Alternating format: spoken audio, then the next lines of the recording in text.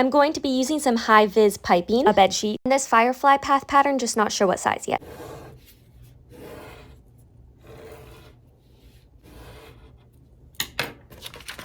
Once I got a wonky little sketch, it was time to prepare my fabric. This actually ended up being a duvet sheet case thingamabobby, which means that it has two sides and a zipper, so that actually meant double the fabric for me. I had already washed this sheet, so all I had to do was cut it apart and then get it prepped for my pattern pieces. I didn't really use any kind of measurements. I just laid next to the patterns and brought them out longer so that they would be a dress instead of just a corset. I know that's a jumble of words. Here you can kind of see what I did. So basically I just lengthened out those pieces. It's not the most technical, but it worked. Now that the outer dress was cut, it was time to cut the inner corset pieces.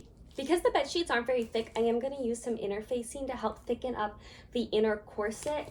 Unfortunately, it's a lightweight interfacing, but heavier weight stuff doesn't come till Friday, and I'm too impatient to wait, so we're just gonna do it. I cut out the interfacing with the exact same pattern pieces as I did for the inner corset, and then I just ironed those onto the wrong sides of the corset pieces. Then with right sides together, I put all the corset pieces together, started with a back stitch at the top, sewed along the length of the pattern pieces, and then ended with a back stitch at the end to secure everything. I like to snip my threads as I go just to make the cleanup easier in the end. So here's like the inner corset. It has the interfacing on the inside, just the bed sheet on the outside. It looks like this. But yeah, it looks pretty good.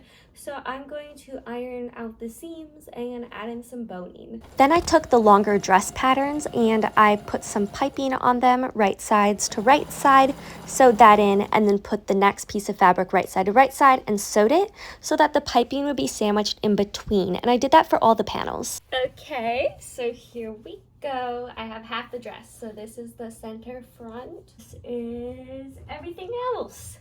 Everything lays really nicely except for this weird little like hip dip, but that's because I didn't actually measure anything. I just kind of like cut out the bodice patterns and just like, you saw me earlier.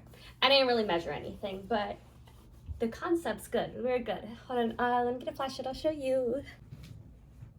Yeah, that looks cool, right?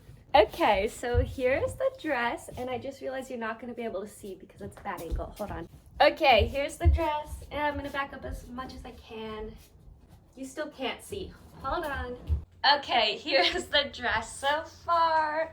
It's looking really good. It does have that weird little hip bump thing right there, but I don't really care. So I'm going to serge up any and all of the raw edges on the dress. And this is just to ensure a clean finish and make sure that nothing unravels when the dress is being worn. You can see here how nice that looks. It looks like any kind of commercial clothing you would buy from fast fashion in the store. After that was done, I took the corset and I took the outer dress and I pinned them along the neckline. Once I sew along the neckline, I can also sew down both of the back sides of the corset, add in the boning channels, and then flip everything inside out and finish off the bottom of the corset to ensure that it's finished, it's nice, it doesn't unravel, and the boning stays tight. After that, I was able to sew up the back, add in a zipper. As you can see here, I'm adding a bar and hook, and then I just hemmed the bottom of the dress, and that was it. This dress isn't much to look at when it's in the sun, but I thought I'd show you the before, and here's the after in the dark. All right, y'all, so here's the dress in the dark with a full flashlight. Here is the dress in a dark room with the flashlight facing away from me. So there's a little rundown on how I made this dress, and if you want to buy it, I'll give it to you for really cheap. Just curious, anybody out there know why my Hi Vis dress is orange instead of silver? I don't get it. The lighting I'm using right now is bluish white. It's so weird. I don't understand why it's doing this. The only thing that I can think is that there is a street light outside of the window, and it's kind of like orangish. So maybe that was glowing onto the dress along with the blue-white flashlight. I don't know. Anywho, thanks for watching. Bye!